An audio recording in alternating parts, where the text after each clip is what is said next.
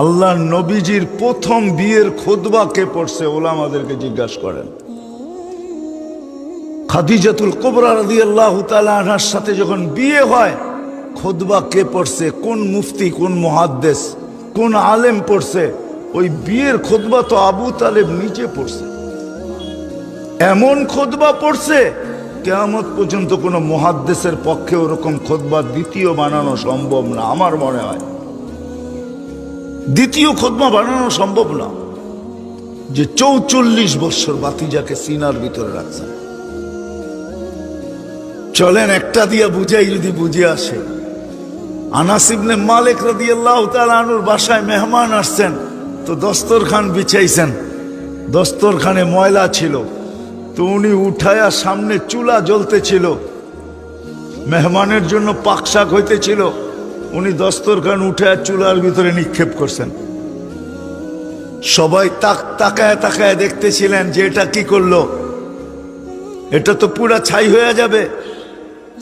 একটু পরে উনি বাহির করে নিয়ে এসে ঝাড়া দিছেন, ময়লা পরিষ্কার, আগুন ময়লা খায়া ফেলছে, ছাই বানায়া দিছে, ঝাড়া দিছেন, পরিষ্কার হয়ে গেছে, দস্তরখান বিছায়া দিছেন।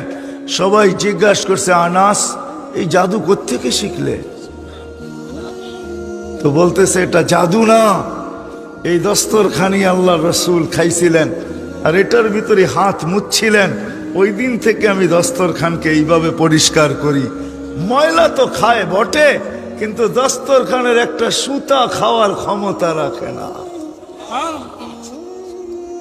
যেই রসুলের হাতের ছোঁয়া লাগলে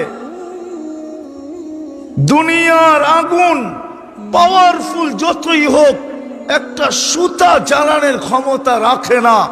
আবু তালেবকে আল্লাহ রসুল নিজের হাতে কবরে রাখতেছিলেন আর চিৎকার দিয়া বলতেছিলেন, আম্মি আম্মি মা তারাক্তালি সাবিলা, চাচা আপনার ঋণ শোধ করতে পারলাম না, আপনি আমার জন্য শোধ করার কোন রাস্তা রাখলেন না। বলছিলাম কলেমা পড়েন, পড়লেন না। বলছিলাম ঠোঁট হেলান, হেলাইলেন না। যদি চুপও থাকতেন তো কিছু একটা করার সুযোগ ছিল। আপনি তো মৃত্যু লগ্নে একটা চিৎকার দিয়া মক্কাবাসীকে শোনায়া দিলেন, আলা মিল্লাতি আব্দুল মুত্তালিব। আব্দুল মুত্তালিবের মিল্লতের উপরে, ধর্মের উপরে আমি চলে যেতেছি। সত্য এটাই।